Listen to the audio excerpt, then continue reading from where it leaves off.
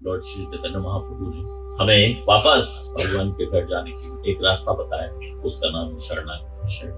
और शरणागति का प्रोसेस भी बताया, कैसे हमें भगवान की शरणागति लेनी। अगर हम भगवान की शरणागति ले लेंगे इस जीवन में, तो इस जीवन के पश्चात भगवान हमें अपनी शरण में एक्सेप्ट करें। तो जाना है भगवान की शरण में। शरणागति के लिए भक्त को हर समय तैयार। तो चलो, भक्ति विनोद ठाकुर ने चैतन्य महाप्रभु को बताया हुआ रिपीट करते हुए 6 सिद्धांत बताए शरणागति। क्या है शरणागति के 6 सिद्धांत? 6 सिद्धांत। नंबर 1, दैन्य, ह्यूमिलिटी, कर्णादपि सुनिचेना तरोरपि सहिष्णुता। अपने आप को घास के तिनके से भी ज्यादा, तो पेड़ से भी ज्यादा सहनशील जो बना सकता है, वो भगवान हरि का कीर्तन हमेशा। तो सदा कीर्तन करने के लिए चैतन्य महाप्रभु ने ह्यूमिलिटी बताई। और ये शरणागति के 6 सिद्धांतों में भी सबसे पहला सिद्धांत दैन्य, अपने आप को हम्बल बना। फिर क्या बताया? दैन्य आत्मनिवेदन, आत्मनिवेदन, भगवान को पूरी तरह से। और तीसरा गोप्तृत्व वर्ण, गोप्तृत्व वर्ण। गोप्तृत्व वर्ण का मतलब है भगवान को अपने वर के रूप में स्वीकार करना। गुजराती तो ज्यादा समझते, भगवान को वर के रूप में वर। कैसे भगवान को वर के रूप में वरा जा सकता है, या भगवान को वर के रूप में वरा जाने का क्या है? जैसे कि एक स्त्री जब उसका विवाह हो जाए तो वो अपने पति के अलावा किसी से कुछ और एक्सपेक्ट, जो कुछ मुझे चाहिए मेरे पति से चाहिए, किसी दूसरे पुरुष से कोई एक्सपेक्टेशन। पिता भी बहुत से केसेस में कुछ दे तो हाथ जोड़ देती, नहीं पिताजी आपने बहुत दिया। लेकिन पति दे तो कोई पत्नी कभी कहती है आपने बहुत दिया वो और मत दो। कहती कभी क्यों? क्योंकि उसके अपने पति से एक्सपेक्टेशन कभी नहीं होती। बाकी सब पुरुषों से एक्सपेक्टेशन है, बस अवॉर्ड नहीं चाहिए और मत दे, क्योंकि जितना लो उतना ऋण चढ़ता। लेकिन पति से लेने में तो कोई ऋण नहीं चाहता। कोई स्त्री बाहर जाके कभी किसी पुरुष से लड़के नहीं आती है, नहीं होता। अपने घर में आएगी जितनी लड़ाई करनी अपने पति से, एक्सपेक्टेशन अपने पति से ही है। उसका मतलब ये नहीं कि बुरा है, वो लड़ाई का कारण है, बिकॉज शी लव्स हिम। तो प्यार में लड़ाई, किसी दूसरे से लड़ाई नहीं करेगी क्योंकि वो उसको लव नहीं करेगी। किसी ने कुछ कह दिया चुप सुन के आ जाओ, पति ने कुछ कह दिया तो तेरी खैर। तो ये एक भाव है जो भक्त को भगवान के प्रति भी होना चाहिए कि मुझे जो कुछ चाहिए मेरा है केवल भगवान, मुझे किसी और से कुछ नहीं चाहिए। जो कुछ भी है वो मेरे कृष्ण है, उनके अलावा और कोई। तो भक्त को ये भाव गुप्तत्व वर्ण डेवलप करना चाहिए। ऐसा इस भजन में श्रील भक्ति विनोद ठाकुर बताया और चैतन्य महाप्रभु को बताया हुआ रिपीट कर। कितने हो गए सिद्धांत? 3 हो गए। चौथा, अवश्य रक्षि कृष्ण विश्वास, always believe trust that Krishna will protect. और कौन मुझे प्रोटेक्ट करेगा? केवल और केवल कृष्ण मुझे प्रोटेक्ट। जैसे आपने सुना होगा कि एक बार पहाड़ी नदी होती है तो फ्लश फ्लड आ जाता, तो कोई आदमी वहां पे थोड़ा सा पानी में नहा रहा था, ऊपर से बहुत सारा पानी आ गया नदी में, बहा, और वो उसके साथ में। अब कितना भी बड़ा स्विमर हो, जब ऊपर से पहाड़ पे से बहुत सारा पानी एक साथ में आता है तो सब बह जाता। तो बेचारा जाता रहा, आगे जाके किसी पत्थर से टकरा के बाहर आया तो एकदम से चिल्लाया, हे बजरंगबली मुझे बचाओ, और इतने में वापस फिर बह गया। आगे जाके किसी पत्थर से टकराया, थोड़ा सा बाहर निकला, सांस लेने की कसर मिली तो फिर से चला, गणपति बप्पा, फिर डूब गया बेचारा। फिर से जब मौका लगा फिर बाहर निकला, फिर से याद किया, हे देवी मैया। तीसरी बार, चौथी बार मौका नहीं, बह गया, शरीर त्याग दिया, आत्मा को यमराज के सामने पेश किया। वहां चित्रगुप्त बैठे यमराज है, तो उसको वहां पेश किया गया। तो पूछ रहा है, आप सब लोग रियल हो? हाँ ये रियल हो तो जब हम पुकारते तो सुनते क्यों नहीं? क्या आपने पुकारा? हाँ मैंने तो पुकारा। जब मर रहे थे तो किसको पुकारा? मैंने गणेश जी को पुकारा। तो यमराज ने कहा, अच्छा आपने गणेश को पुकारा? हाँ, और गणेश आपको बचाने नहीं आए? नहीं। बुलाओ गणेश। यमराज ने गणेश जी की पेशी करवा दी। बोले ये रामलाल जो पहाड़ी नदी में बह गया था वही है ये? हाँ वही। मैं तो गया था, ये हनुमान चिल्ला रहा, मैं वापस आ गया। अपने हनुमान को भी पुकारा? हाँ मैंने तो हनुमान। भक्त होते हुए भक्त को बचाने नहीं आया, बुलाओ हनुमान को। हनुमान जी को बुलाया, हनुमान जी आए, पहचान गए उसको कि मैं तो गया था इसको बचाने। ये देवी चिल्ला रहा था, मैं ठहरा ब्रह्मचारी, मैं जल्दी से भाग के वापस आ गया। तो जिसका एक जगह पे कृष्ण में विश्वास नहीं, उसके साथ ये इसको पुकारेगा उसको पुकारेगा। जैसे आम हिंदू है, थोड़ा सा अगरबत्ती इधर भी, थोड़ा सा, और आप जिस कंवर जी को कहो, हारे का सहारा बाबा श्याम हमारा, उसको भी ले आओ, साईं बाबा, ये वाले जो कुछ भी, सबको ला ला के ऑल्टर में भरते रहो। सब उनको अवश्य रक्षी भी कृष्ण विश्वास हमारे ऑल्टर पे एक कृष्ण या गॉड बताए या जगन्नाथ प्रदेश किसी को भी पुकारो, इसको कहते हैं अवश्य रक्षी भी कृष्ण विश्वास। This is number 4।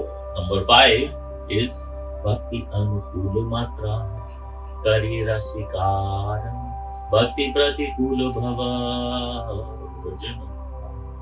Whatever is conducive to my devotional life, I accept. जो कुछ भी मेरे भक्तिमय जीवन के लिए अच्छा है मैं उसको स्वीकार, और जो कुछ मेरे भक्तिमय जीवन के लिए अच्छा नहीं है उसको मैं रिजेक्ट। बहुत सी चीजें हमने अस्वीकार कर दी, रिजेक्ट कर दी। नशा छोड़ दिया, मीट मांस भक्षण, पर स्त्री पर पुरुष का संग, झूठ बोलना, जुआ खेलना, ये सब बेकार की चीजें जो भगवान की सेवा में हमारे काम नहीं है। झूठ बोलना भी, जुआ खेलना, झूठ बोलना एक ही चीज, खाली गैम्बलिंग नहीं है, खाली जुआ नहीं है। झूठ, परेड, मिसरिप्रेजेंटेशन, फ्रॉड, ये सब जुए में इंक्लूडेड। अगर जो हमें सच बोलना अभी आया नहीं तो अभी हमारे 4 नियम का पालन नहीं होगा, उसको हमें सुधारना ही पड़ेगा, नहीं तो जीवन पूरा हो जाएगा और 4 नियम का पालन भी नहीं होगा। श्रील प्रभुपाद ने कहा कि अगर कोई 4 नियम का पालन कर लेता है तो वो भक्त नहीं बन जाता, पहले इंसान बन जाता। 4 नियम का पालन केवल हमें एक अच्छा इंसान बनाता है, उसके बाद भक्ति शुरू होती है। तब तक 4 नियम का पालन नहीं हुआ, अच्छे इंसान हम बने नहीं, भक्ति की शुरुआत भी नहीं होगी। 4 नियम का पालन जरूरी है अच्छी तरह से, तो हम इंसान बने, इंसान बन के फिर भक्त बने, डायरेक्टली भक्त नहीं बन पाए। जो चीज अच्छी नहीं उसका त्याग कर दिया, जो मेरी भक्ति के लिए सूटेबल है उसको मैं स्वीकार। कुछ भी है, पहले हम कृष्ण कॉन्शियस में नहीं आए थे, ये तिलक वगैरह नहीं लगा, अब हमने तिलक लगाना एक्सेप्ट कर लिया। यहाँ भी खूब अच्छी तरह से तिलक पोत लेते हैं। क्यों? क्योंकि हमें बताया गया ये हमारी भक्ति के अनुकूल, तो जो अनुकूल है उसको हम स्वीकार लेते हैं और जो अनुकूल नहीं है उसको त्याग देते। तो श्रील भक्ति विनोद ठाकुर ने एक पुस्तक लिखी है, उसका नाम है शरणागति, और शरणागति में ये 6 प्रिंसिपल बताए और इन 6 प्रिंसिपल्स को फर्दर एक्सप्लेन करने के लिए बहुत सारे भजन, एक एक प्रिंसिपल पे 5-5, 6-6 भजन लिखे उस प्रिंसिपल को एक्सप्लेन करने के लिए कि उसको कैसे समझे। तो ये जो भजन आपने अभी गाया ये आत्मनिवेदन था, तो प्रभु जी आपने बताया शॉर्ट में आत्मनिवेदन, लेकिन अभी हमें पूरी तरह से समझ में नहीं आया कि आत्मनिवेदन कैसे करना है। तो उसके लिए यहाँ पे श्री भक्ति विनोद ठाकुर बता रहे हैं, मानसा देहा गेहा जो किछु मोर अर्पिलु त्वा पदे। मानसा देहा गेहा मीन्स तन मन धन। मानसा इज मन, तन मन धन तो हम सब समझते हैं। मानसा इज मन, देह इज तन, शरीर, देह। गेह is whatever else I hope, गेह मेरा घर या जो कुछ भी भौतिक संपत्ति मेरे पास है, तो वो हो गया धन, जैसे हम हिंदी में कहते हैं तन मन धन। ऐसे मानस देह ये, और आगे कह रहे जो किछु जो कुछ भी, चाहे घर, चाहे कार, चाहे बैंक बैलेंस, चाहे जो कुछ भी, सब कुछ अर्पिलु त्वा पदे नंद किशोर, आपके चरणों में हे भगवान, हे नंद किशोर, मैं आपके चरणों में ये सब चीज को अर्पित करता हूँ। संपदे विपदे जीवने मरणे। संपदे विपदे मतलब संपदे इज सुख में, विपदे जीवने जीवन में, मरणे मरण, चाहे सुख है चाहे दुख है, चाहे मैं जीवित हूँ या मर गया, हर तरीके से दाय ममते गेला तुआ ओ पद वरण, हर तरह से मेरी सारी रिस्पॉन्सिबिलिटी अब आपके चरण। मारो भी राखो भी जो इच्छा तो, आप चाहे तो मुझे जीने दो, नहीं तो मत, कुछ फर्क नहीं। भक्त हमेशा तैयार है, भक्त को हमेशा तैयार रहना चाहिए कि कभी भी, क्योंकि ऐसा कुछ भरोसा नहीं है कि हमें परीक्षित महाराज की तरह 7 दिन का नोटिस मिल रहा है। हम समझ रहे परीक्षित महाराज को भी तो आया था 7 दिन का नोटिस, हमें भी आया, कुछ भरोसा नहीं। अभी हम क्लास से पहले डिस्कस कर रहे थे, these days people are dropping dead, एक हार्ट अटैक आया वहीं का वहीं। अभी एक हमारे प्रभु जी दिल्ली में घर में बैठे बैठे ब्रेन स्ट्रोक हुआ, कोई होता है क्वाड्रुपल ब्रेन स्ट्रोक, बस उसके बाद 3, 4 दिन 5 दिन लाइफ सपोर्ट पे रखा। 47 घर में 2 बच्चे अभी यंग है, 1 सेकंड। तो भक्त को हर समय भगवान कब बुला ले, कब बुलावा भेज दे, हमेशा रेडी टू गो। बारो भी रातो भी यो इच्छा तो हार, नित्य दास प्रति तू अधिकार। मुझे कब मृत्यु देनी है, कब जन्म देना, सब आपका अधिकार है मेरा। हम कितना भी चाहें, ना तो हम अपना जन्म ना मृत्यु कुछ डिसाइड नहीं कर सकते। हमारे जीवन में सारे बड़े बड़े डिसीजन हम नहीं कर, भगवान ही हमारे लिए। जन्म ओ भी मोहे इच्छा जदि तो, हमारे मन में भाव क्या होना चाहिए, श्री भक्तिविनोद ठाकुर बता रहे थे कि अभी तक तो जीवन मरण की बात हो रही थी, अब मरण के बाद मरण किसका होगा, मेरा तो नहीं हो सकता, किसका होगा, शरीर का ही मरण हो सकता है। शरीर के मरण के बाद क्या, उसके बाद की बात कर रहे हैं। जन्म ओ भी मोहे इच्छा जदि, ये शरीर का मरण हो गया तो अगर आपकी इच्छा है तो मुझे दूसरा जन्म दो। अगर आपकी इच्छा, किस किस को चाहिए यहाँ दूसरा जन्म, किसी को चाहिए दूसरा जन्म, नहीं चाहिए। लेकिन भक्त का भाव ये होता है कि अगर आप चाहें दूसरा जन्म तो होगा ही, वो बात दूसरी है, कहाँ होगा कोई हाथ नहीं ऊपर कर रहा दूसरे जन्म के लिए, लेकिन वो तो होगा ही। खाली अंतर ये कि कहाँ, क्यों, क्या हमेशा के लिए प्रेत बन जाना है जन्म तो होगा। जैसे अगर कोई साधु संत गुरु तरीके के लोग कोई शरीर छोड़ के चले जाते हैं तो लोग उनको क्या कहते हैं, मर गए, वो लोग चले नहीं, आम आदमी, वो लोग तो हम कहते हैं, आम आदमी कहता है ओ वो महाराज जी ने चोला बदल लिया, चोला बदल लिया, चोला मतलब ये शरीर बदल। अब वो खाली महाराज जी चोला नहीं बदलने वाले, हम सबके ही चोले बदले। हमें चोला बदलने के लिए कोई महाराज जी होना जरूरी नहीं है। महाराज जी में और हम में फर्क ये है कि वो जानते हैं, वो तैयार है चोला बदलने के लिए, हम तैयार नहीं है। आम आदमी, आपको नहीं कह रहा, आम आदमी तैयार नहीं है, उसको समझ में नहीं आ रहा कि मुझे भी चोला बदलना है, चोला तो बदलना ही। अब दूसरा चोला कौन सा मिलेगा, वो अलग बात। क्योंकि अगर जो मान लो आपकी गोलोक जाने की इच्छा है, ये शरीर छोड़ दिया और अब गोलोक जाना है, तो क्या बिना शरीर के जाओगे, गोलोक में बिना शरीर के रहोगे, भूत प्रेत बन के रहोगे? तो जन्म तो होगा ही, चाहे गोलोक में हो, चाहे वैकुंठ में हो, चाहे कहीं भी हो, होगा। लोग कहते हैं कि जैसे बर्थडे पे हम गाते हैं happy birthday to may you never take birth again, may you never take birth again, कहते तो, लेकिन बर्थ तो होगा ही, चाहे वैकुंठ भी जाएगा तो क्या बर्थ नहीं होगा? शरीर तो हो, चाहे वैकुंठ का मिलेगा। तो श्री भक्तिविनोद ठाकुर कह रहे हैं जन्म भी मोहे इच्छा जदि तो, वो तो कह रहे हैं कि अगर जो मुझे नरक में भी जन्म देना है तो,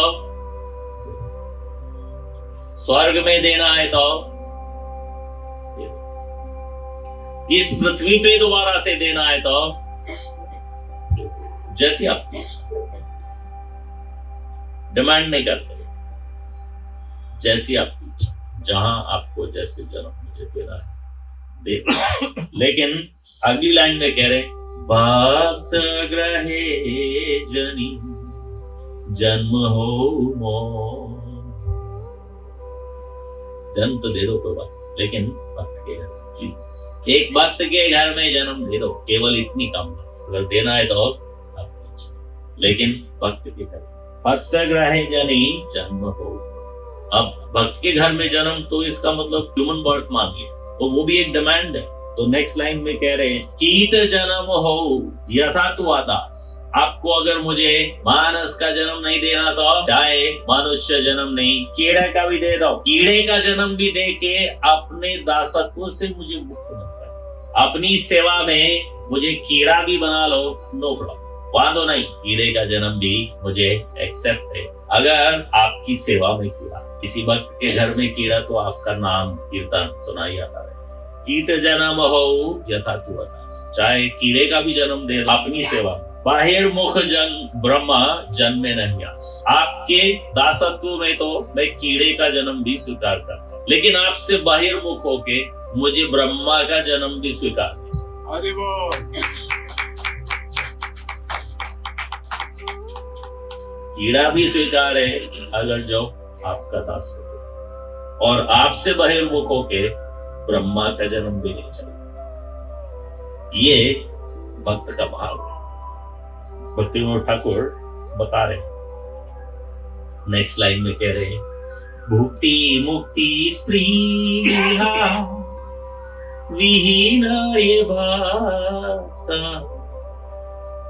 भुक्ति मुक्ति दो चीजें, भुक्ति और मुक्ति। भुक्ति मीन्स विषय, आम आदमी को वही चाहिए। दुख संपत्ति घर आवे, कष्ट मिटे तन, ओम जय चिट्टे नोट हरे। आम आदमी, आम हिंदू, उसको केवल भौतिक सुख चाहिए, इंद्रिय तृप्ति चाहिए, धर्म अर्थ काम मोक्ष। धर्म अर्थ सब कुछ करना किस लिए? काम के, जिससे कि मैं अपनी इंद्रियों को एंजॉय कर सकूं। उसको कहते हैं भुक्ति। भुक्ति मतलब जो इंद्रिय तृप्ति चाहता है वो व्यक्ति भुक्ति है। जो मुक्ति चाहता है उसको कहते हैं मुक्ति। मुक्ति चाहने वाला भी मुक्ति कहलाता है। जो मुक्ति चाहता है उसको कहते हैं मुक्ति, और जो भोग चाहता है उसको कहते हैं मुक्ति। ना तो मुझे न भुक्ति की इच्छा न मुक्ति की इच्छा। भक्त को न भुक्ति की इच्छा करनी चाहिए, ना मुझे इंद्रिय तृप्ति चाहिए, ना मुझे मुक्ति चाहिए। मुक्ति भी नहीं चाहिए। मुक्ति से क्या मिलेगा? मुक्ति मिल गई तो क्या मिलेगा? ब्रह्म में भक्त नहीं करना। क्यों? ब्रह्म में डिवोशनल सर्विस नहीं, भगवत सेवा नहीं मिलेगी। भक्त को क्या चाहिए? भगवत सेवा। श्रील प्रभुपाद के लिए, हमारे अपने गुरु महाराज के लिए अपन क्या कहते हैं? ओम नित्य लीला प्रविष्ट Shri Shri His divine grace, ऐसी भक्ति वेदांत स्वामी श्री नित्य लीला में प्रविष्ट होकर, वही हर भक्त को चाहिए। नित्य लीला में किसी तरह से प्रवेश हो। एक दूसरे के लिए हम ये विश करते हैं कि भगवान की इटर्नल सर्विस में, सनातन सेवा, नित्य सेवा, किसी तरह से हमें प्रवेश हो जाए। वो नित्य सेवा चाहे कहीं भी है, गोलोक में ठीक, वैकुंठ में ठीक, स्वर्ग में ठीक, नर्क में ठीक, ये पृथ्वी पे ये वादो नहीं, लेकिन नित्य सेवा चाहे कहीं भी, नित्य सेवा तो चाहिए। लभाईते ताक संग अनुरक्त।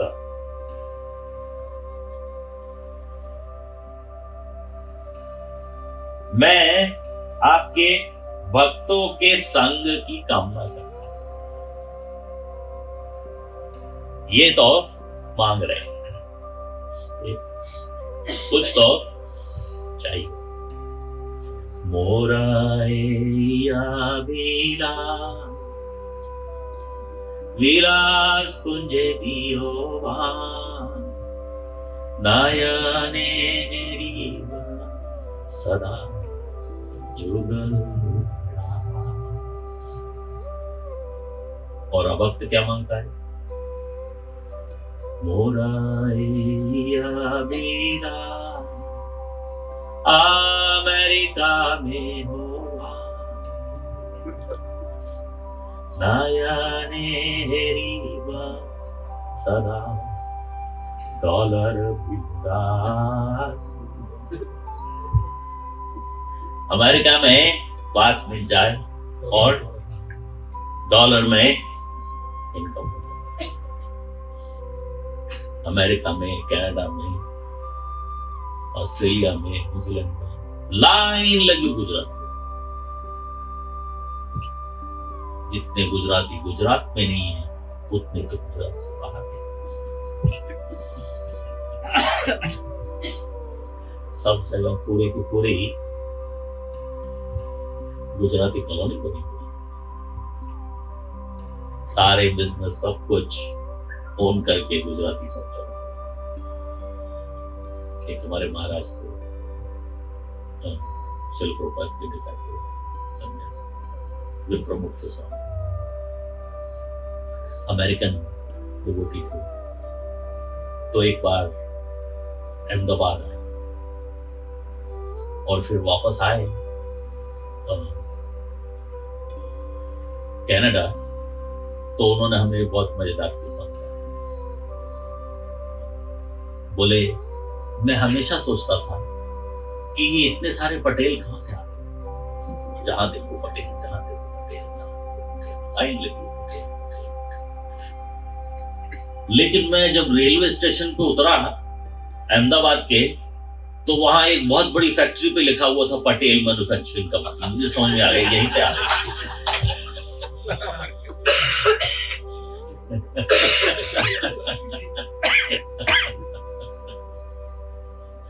ओ महाराज बहुत फनी, अब रहे बहुत फनी। हर चीज में उनको कोई दूसरा एंगल। पटेल मैन्युफैक्चरिंग सुन के पटेलों की मैन्युफैक्चरिंग यही हो रही है, इसका मतलब इस फैक्ट्री में बनते हैं पटेल।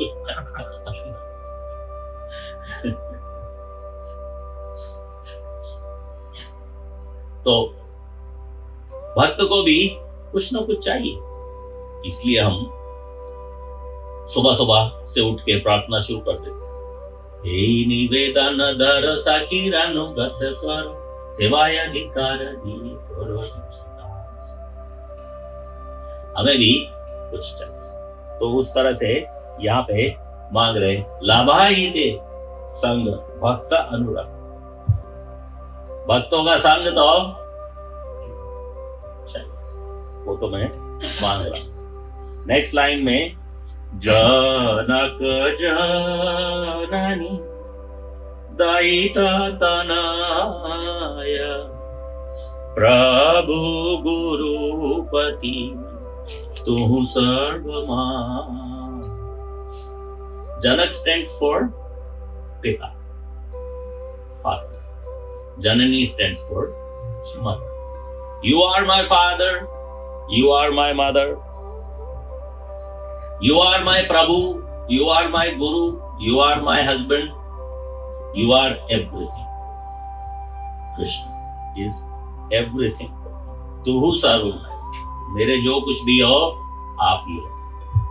मेरे माँ भी, मेरे पिता भी, भाई भी, बंधु भी, सखा भी, सब कुछ आप ही हो। भक्ति विनोद कहे सुन काना, राधानाथ तुम हमारा परान। चलो भक्ति विनोद ठाकुर कह रहे हैं कि हे राधानाथ, हे राधा के पति कृष्ण, हे राधा के प्रियतम कृष्ण, तू हमारा परान, आप ही मेरे, यू आर एवरीथिंग फॉर मी।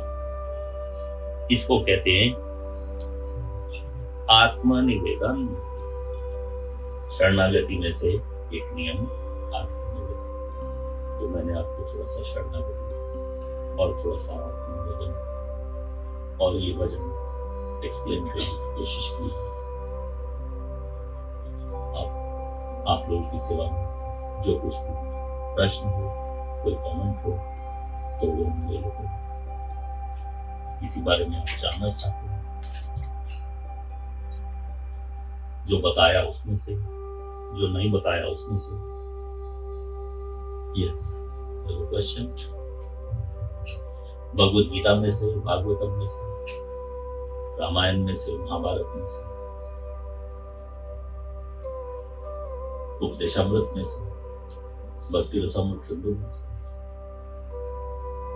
इस उपनिषद में से सबको सब कुछ ऑलरेडी आता है।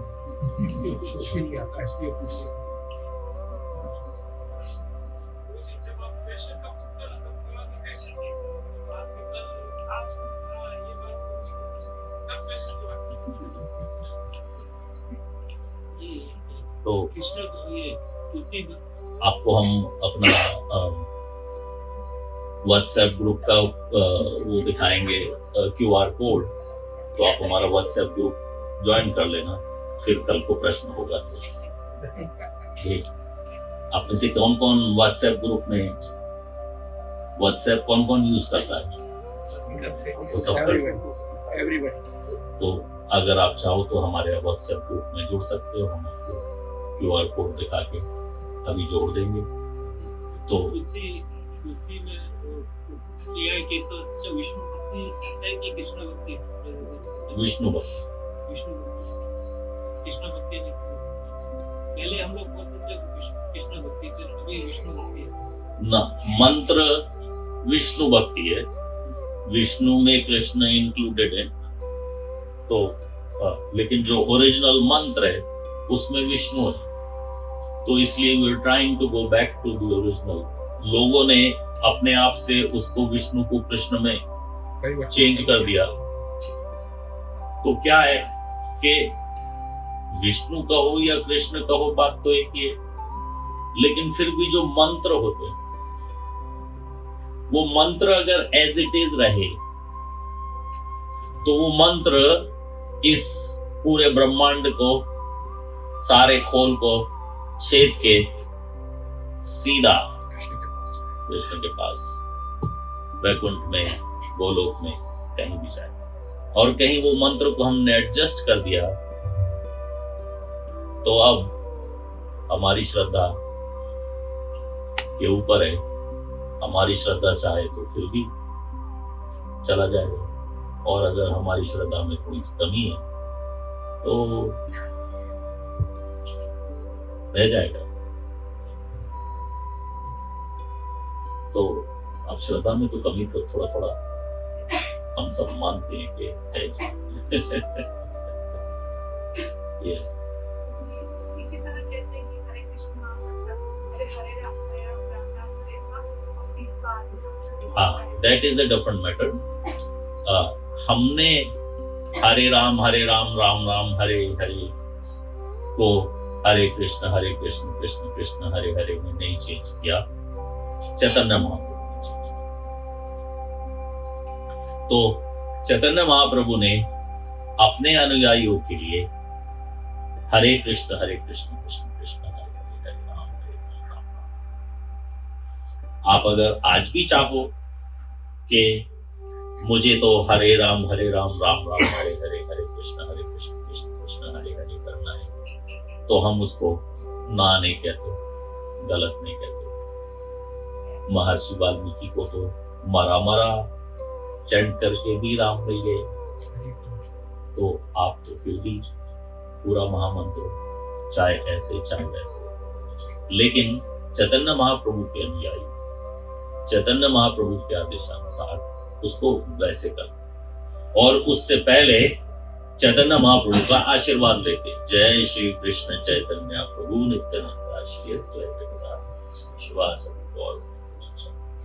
तो जब तक वो आशीर्वाद हमें चैतन्य महाप्रभु से नहीं मिलता, तब तक हम हरे कृष्ण महामंत्र का जप शुरू नहीं करता है कोई हम। तो क्या है कि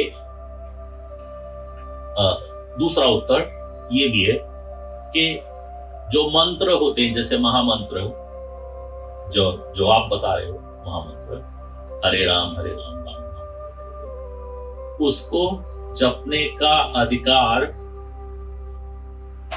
सिद्ध करना पड़ता। हर किसी को, ऐरे गहरे नथु गहरे को, हमारे जैसों को उस मंत्र को जपने का अधिकार नहीं। शास्त्रों में जहां वो मंत्र है उसके साथ में उसका अधिकार भी दिया हुआ है, कौन जप कर सकता है।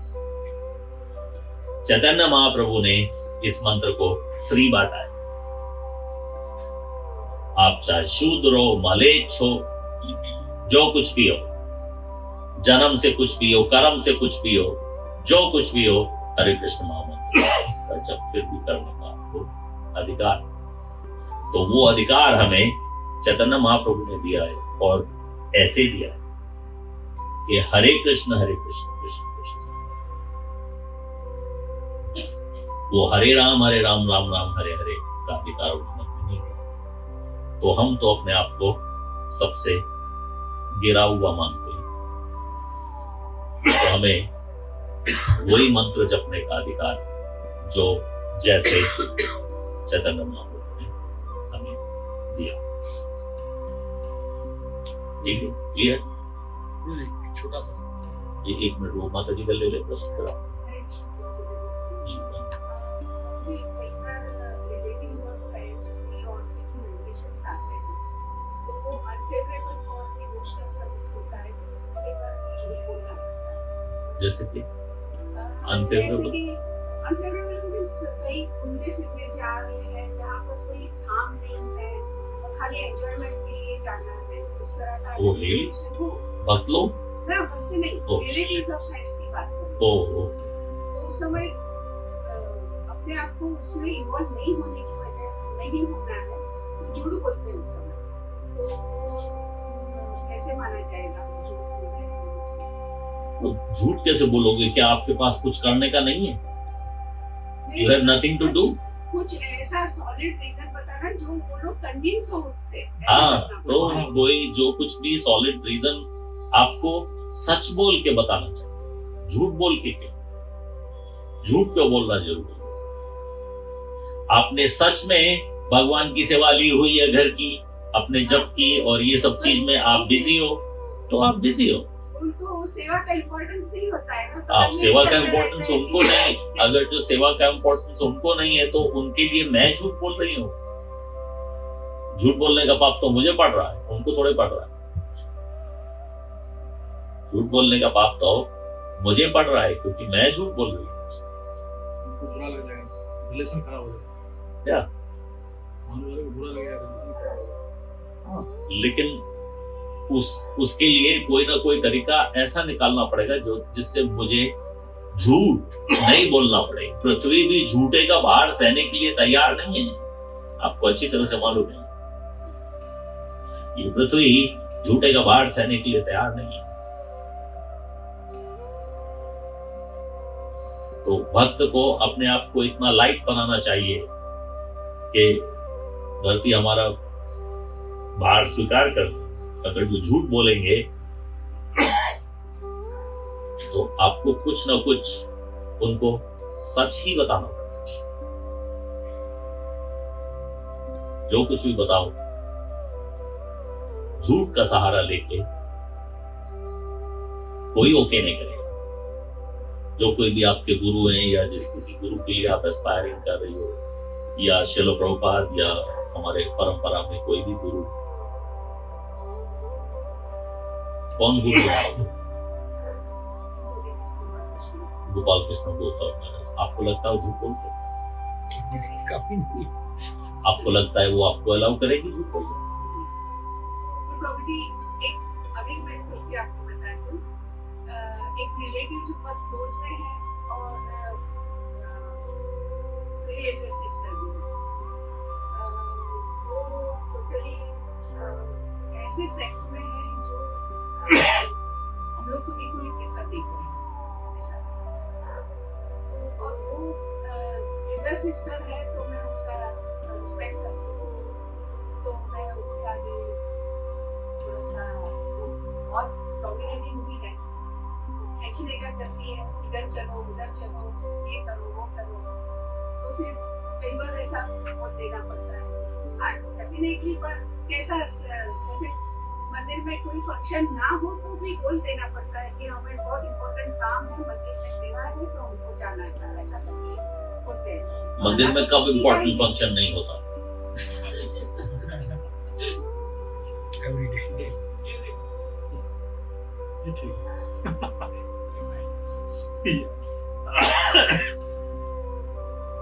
365 अभी days. जैसे उनके घर जाने का मन है, मेरे सन और सब आए घर जाने का होगा तब रिलेटिव घर को लेके जाना पड़ेगा।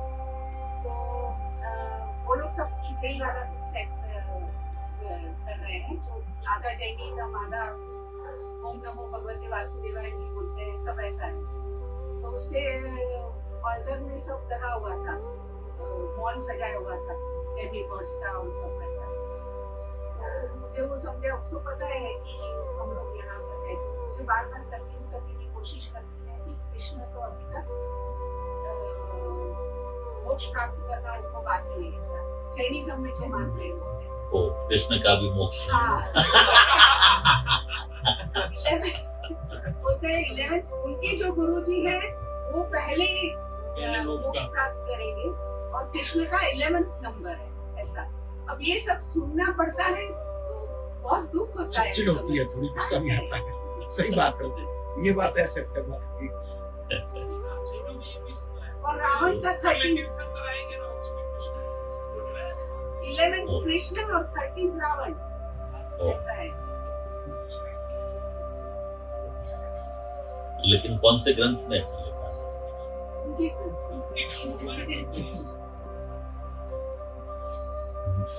मैं तो केवल ये कह रहा हूं कि किसी ना किसी तरह से, मैं नहीं कह रहा आप बहाना नहीं बनाओ, मैं नहीं कह रहा आप जाओ, लेकिन झूठ का सहारा ना लेके अगर जो सच का बहाना बना जाए तो ज्यादा अच्छा।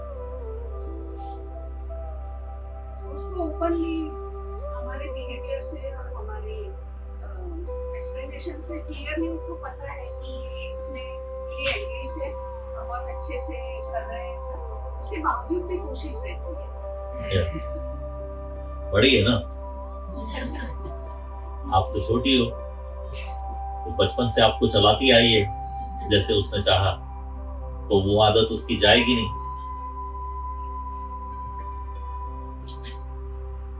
और आप उसका जो होममेड फिलॉसफी है उसको एक्सेप्ट कभी करोगे नहीं।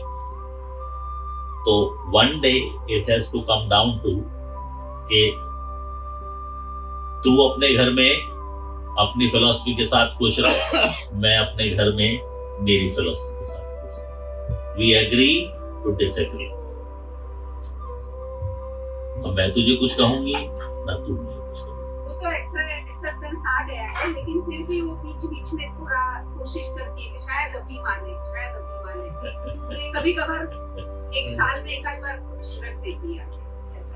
फिर उसके वहां से निकलने के टाइम मैंने उनका बड़ा सा मंदिर, उसमें गुरुदेव वगैरह का बहुत सब है और कृष्ण को साइड में छोटा लगा हुआ है। मैंने कृष्ण को प्रेयर करके उनको सद्बुद्धि मिलेगी प्रेयर किया। बसी को समझ पाए वो प्रेयर हम हमेशा कर सकते हैं और उनको भगवत गीता भी दे।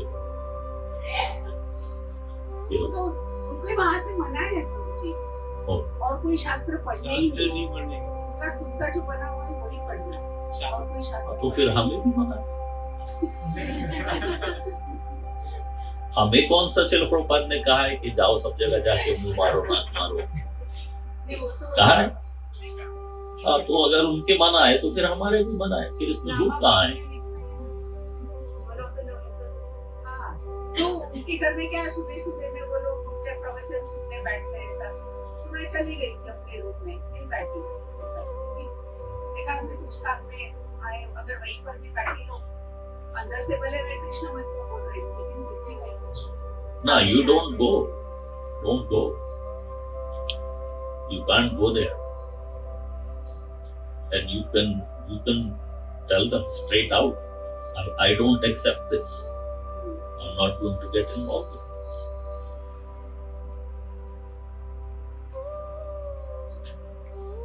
घर ही नहीं जाने का कि not to accept that, घर तो जाने का। अब घर में कोई अगर आपको खाने के लिए बुला रहा है कुछ है और उसमें कोई भी वो नहीं है, तो आप वेजिटेरियन फूड के लिए प्रसाद के लिए जा सकते हो, ऐसी बात नहीं। लेकिन वो सब चीज में इन्वॉल्व होना कि हमारा ये वाला प्रोग्राम चलने वाला है, तो उसमें हम कहते हैं व्हाई शुड वी गो।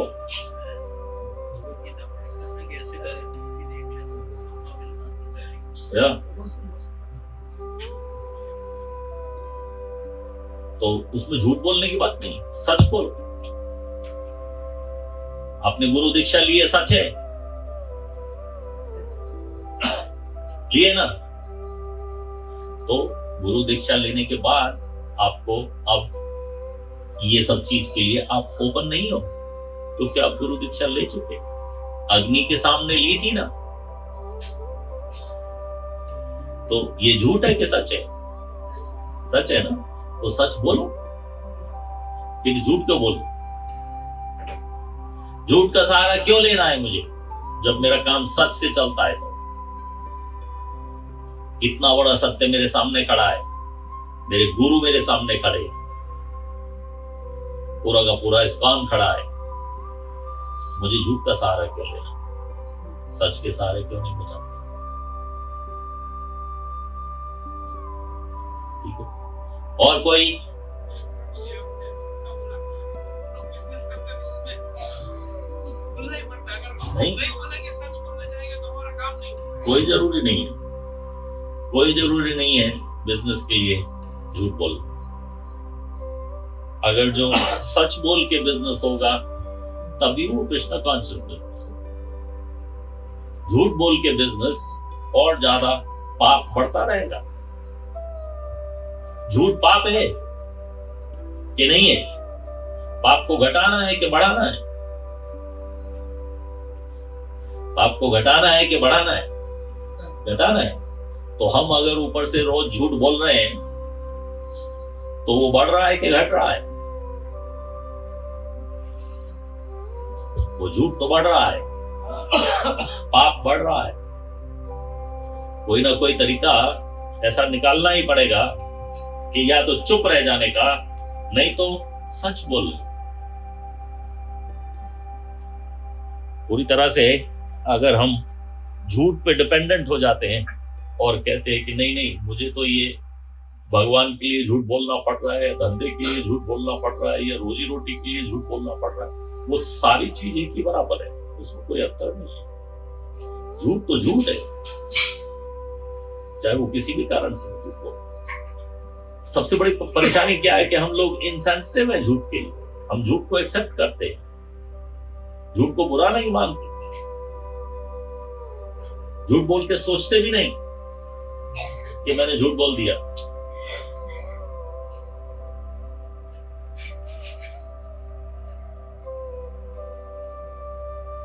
एक प्रभु जी मुझे एक शहर से दूसरे शहर में ले जाने के लिए आए, तो मैंने उनको पूछा कितनी देर में हम पहुंच जाएंगे? चंडीगढ़ से लुधियाना जा रहे, 2.5 घंटा लगा। तभी उनका फोन आ गया, तो वहां पे लुधियाना में उनको पूछ रहे, बस में 15 मिनट में पहुंच। अभी तो 2.5 घंटा बोला था, अब तो 15 मिनट बोल रहे। क्या कोई नया हाईवे निकल गया?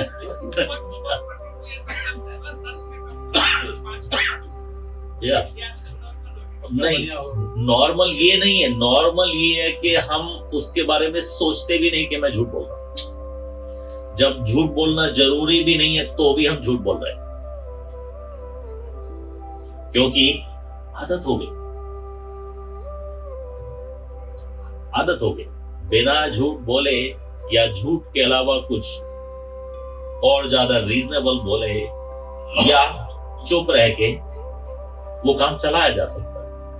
आपको जहां झूठ बोलना था वहां आप चुप रह गए तो वो पाप नहीं है। लेकिन सबसे पहले झूठ बोलना पाप है, दूसरा उससे भी बड़ा पाप, अब मुझे झूठ बोलने की आदत हो गई, मुझे बिना झूठ के चलता ही नहीं, मुझे कोई रास्ता ही नहीं पता झूठ के अलावा। तो फिर आप तो झूठे हो, फिर आपकी बात पर कौन विश्वास करेगा? एक बार की बात बताऊं, किसी का मैट्रिमोनिया चल रहा था, जैसे ये प्रभु जी है, इनका मैं रिश्ता किसी से करवा रहा हूं। शराब नहीं पीते, मीट नहीं खाते, किसी वैश्या के अड्डे पे नहीं जाते, कोई बुराई नहीं है इनमें, लेकिन कभी कभी थोड़ा झूठ बोलते। तो आप क्या कहोगे? फिर क्या भरोसा? सब चीज पे पानी फेर दिया। फिर क्या भरोसा, अगर जो थोड़ा कभी झूठ बोल लेते हैं तो फिर ऐसे व्यक्ति का क्या भरोसा। सारे जितने गुण थे वो सब मिट्टी में मिल गए, सब पे पानी फिर गया, सब बेकार। थोड़ा सा कभी झूठ बोल लेते हैं तो सब बेकार, फिर क्या अच्छा रह गया। किए धरा सब पानी, फिनिश। तो सबसे बुरी बात है स्पेशली भक्त के लिए कि इस बात को एक्सेप्ट कर लेना कि मैं झूठ बोलता हूं और चलता है, भगवान नहीं देख रहे, या मैं ऐसे करके बोल देता हूं।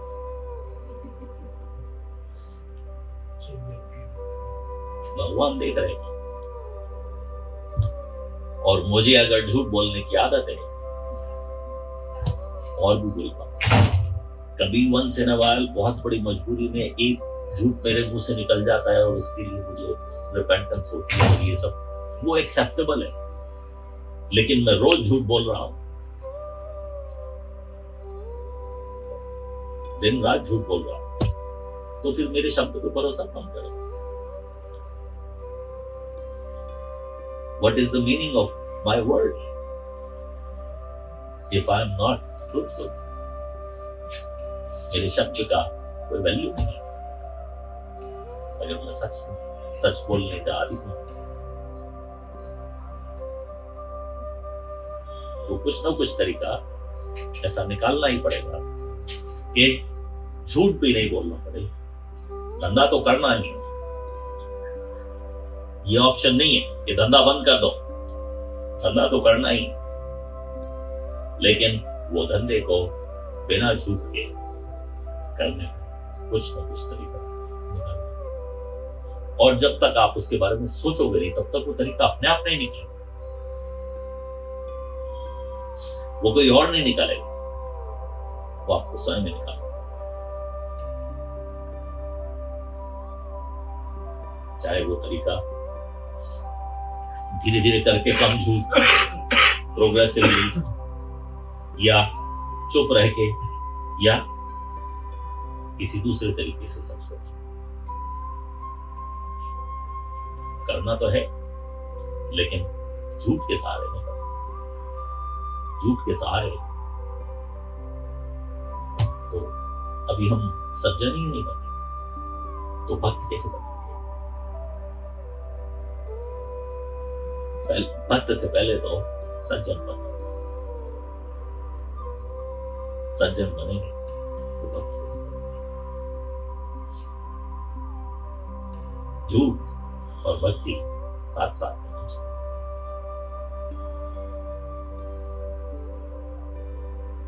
झूठ को त्याग नहीं, मैं खाली आपको नहीं कहता, मैं सबको कहता।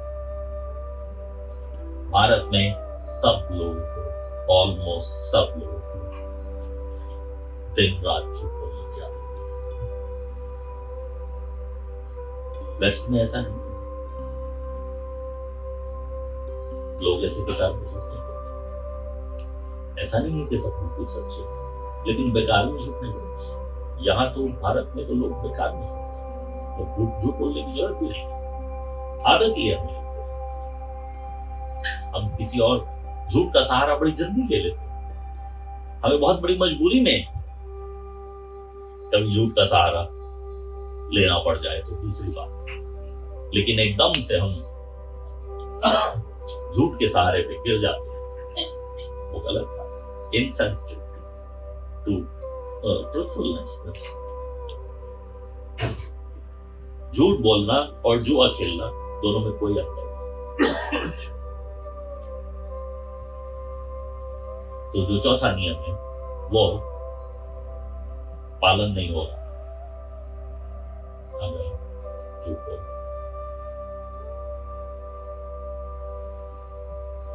तो जो लोग ये जानते हैं कि मैं रेगुलर बेसिस पे झूठ बोल रहा हूँ, तो वो रेगुलर बेसिस पे बोलने वाला झूठ जो है उसका कुछ ना कुछ अल्टरनेटिव निकालना पड़ेगा कि इस परिस्थिति में मैं हर रोज झूठ बोल रहा हूँ, तो वो हर रोज वाला झूठ पहले उसका तरीका निकालो कि कैसे मैं उसको सत्य में बदलूं, या चुप रह जाना झूठ नहीं होता, झूठ बोलना झूठ। तो सबने एक्सपीरियंस किया है कि झूठ बोलने से आदमी थोड़ा वीक महसूस करता है। You have to tell lie to feel weak on inside.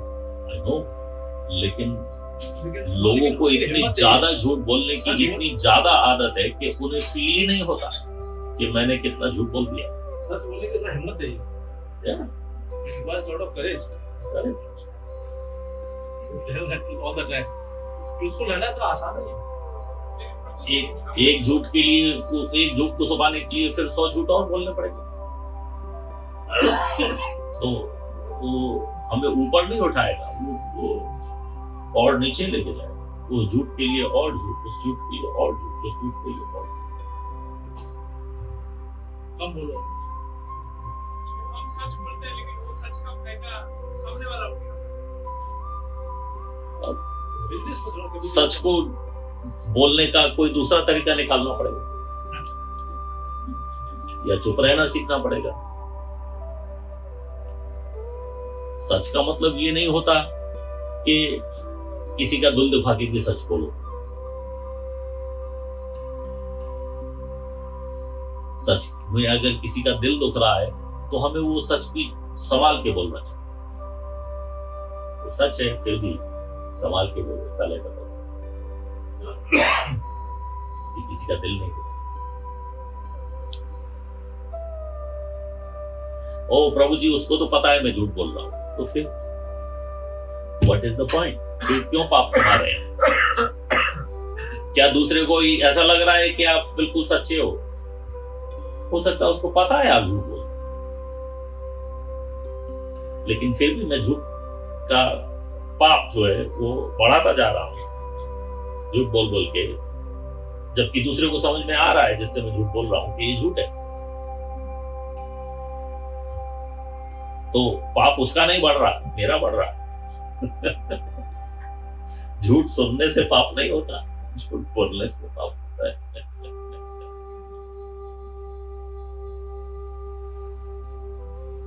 आपके गुरु कौन है?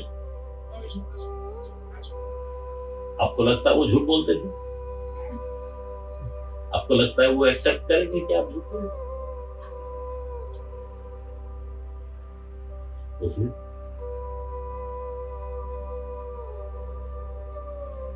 उनको क्या कहो? अभी 4 नियम का पालन नहीं हो रहा है, जब तक झूठ बोलना नहीं छोड़ा तब तक 4 नियम का पालन नहीं। 4 नियम का पालन करने का दीक्षा यज्ञ में बैठ के प्रॉमिस करके आए, तो बेटर डू इट।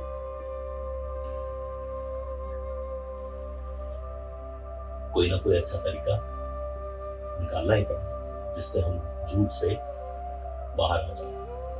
ऐसा नहीं है सारी दुनिया में बिना झूठ के बिजनेस चल रहे हैं, वो तो हम इनसेंसिटिव हैं इसलिए हम झूठ बोल के वही काम कर रहे हैं, लेकिन सारी दुनिया में बिना झूठ बोले बिजनेस चल रहा है, हमारा क्यों नहीं चल सकता? शेयर्स में इन्वेस्ट करना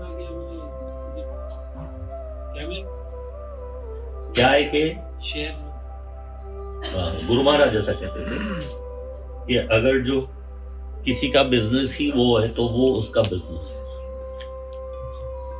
और अगर जो किसी का बिजनेस कुछ और है लेकिन वो साथ में शेयर्स में भी इन्वेस्ट करना चाहता है या और ये सब चीजें, वो गैम्बलिंग नहीं काउंट।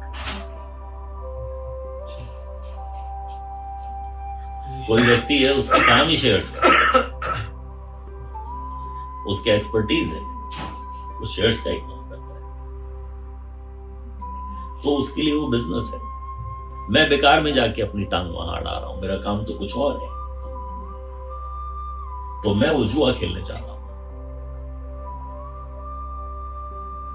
तो भक्त को भक्ति में आने के बाद ये सब चीज से डिस्टेंस बना लेना चाहिए कि इनकम कम है, कोई बात नहीं, हम कम में चला लेंगे, क्यों बेकार में, क्योंकि वो शेयर्स में इन्वेस्ट करके मिलेगा क्या, पैसे के लिए कर रहे हो ना, तो वो पैसा नहीं भी मिलेगा तो क्या है, कम में चला लेंगे। लेकिन चौथा नियम नहीं तोड़ेंगे। ये तो मैंने ऐसे ही पूछा क्योंकि पीपल आर कमिंग इन से आप शेयर में इन्वेस्ट करो satisfied with fixed deposit satisfied अभी दो ओपिनियन, उसमें ज्यादा मिलेगा इसमें। वन ओपिनियन ऐसा है कि जो कोई पैसा इन्वेस्ट करता है विच इज नॉट कॉलेज, जो शेयर्स परचेज पैसा नहीं है, शेयर्स परचेज ये बेच करता है तो वो गैम्बलिंग है। आज मेरे पास पैसा है तो मैं बेच के रोकेगा, तो उसके जगह मैं शेयर में रोकता इन्वेस्ट हूं, तो दैट इज माय इन्वेस्टमेंट। ना, जो इन्वेस्टमेंट है वो इन्वेस्टमेंट है, उसमें लॉस का पॉसिबिलिटी नहीं है, होता है उसमें भी लॉस और एक डाउन हो गया तो फिर वो इन्वेस्टमेंट नहीं है प्रभु। नहीं, डाउन हो गया इसका मतलब वो सट्टा है। सट्टा किसने इन्वेस्टमेंट, आपने बॉन्ड खरीदा है, आपने फिक्स डिपॉजिट किया है, आपने कहीं इंटरेस्ट पे पैसा लगाया है, तो वो उसमें आपको लॉस नहीं हो सकता, लॉस होने की पॉसिबिलिटी नहीं है, तो वो जुआ नहीं है। अगर जो उसमें लॉस होने की पॉसिबिलिटी है तो वो जुआ है। अब आप मुझे नहीं बस समझाओगे कि इन्वेस्टमेंट क्या है और वो क्या है। Investment, I understand investment. Investment आपने 2% पे चाहे इन्वेस्ट किया, 5% पे इन्वेस्ट किया, 10% पे इन्वेस्ट किया, या कि ठीक है 10 से लेके 15 तक कहीं ना कहीं आपको रिटर्न आएगा, वो इन्वेस्टमेंट है। लेकिन 100 लगाया है, हो सकता है कल को 90 रह जाए, 80 रह जाए, 50 रह जाए, वो कहाँ है इन्वेस्टमेंट? वो तो सट्टा है, वो तो गैम्बलिंग है। नहीं सट्टा इसको बोलते हैं, आपके पास मनी नहीं है ना बिजनेस करते बाहर सट्टा हो जाता है, क्योंकि उसको कंपलसरी लॉस मेरे करना है। आज मेरा पास पेमेंट है, कोई भी हो मैं देखता भी नहीं कभी, बस क्या भाव हुआ क्या हुआ कुछ भी नहीं देखता, बस पड़ा रहेगा। उसका डिविडेंड आता है, डिविडेंड आता है, वो इन्वेस्टमेंट। वो कभी क्या है, अभी मैं 5 जगह से परचेज किया, उसका डिविडेंड तो आते रहेगा, मैं कभी बेचेगा भी नहीं। अभी 5 जगह 4 भी हो जाएगा, कभी 6 भी होता है, कभी Listen, that is investment. Risk taking business में थोड़ा रिस्क जैसा है, Yeah. घट भी सकता है। कर नहीं सकता, I'm ready to- पर नहीं घटता है, कभी फर्क नहीं पड़ता, क्योंकि मैं बेचने वाला ही नहीं हूँ। ready to bear the loss। हाँ, आपको उसको बेचना ही नहीं है तो आप उसको इन्वेस्टमेंट समझ सकते हो, लेकिन जो पैसा डूब सकता है वो, ऊपर नीचे हो रहा या उसी को तो गैम्बलिंग है। Day to day to अब लेके बेचो, है। म्यूचुअल फंड गैम्बल आपने अपना पैसा किया या जो पैसा आपके पास था ही नहीं उसको किया, वो गैम्बलिंग, गैम्बल तो किया नहीं। अपना पैसा भी गैम्बलिंग, अपना पैसा भी गैम्बल करना तो गैम्बल ही है। इन्वेस्ट करना गैम्बल नहीं है। ये तो बिजनेस करते, जो बिजनेस करते हैं दूसरे का पैसा लेके बिजनेस करते वो तो हमने पहले ही कहा, हैं, तो that is all right। वो तो हमने पहले ही कहा, जो जिसका ये बिजनेस है उसके लिए तो ये बिजनेस है। जगत गुरु शिल प्रभुपाद की जय। निताई गौर प्रेमानंद।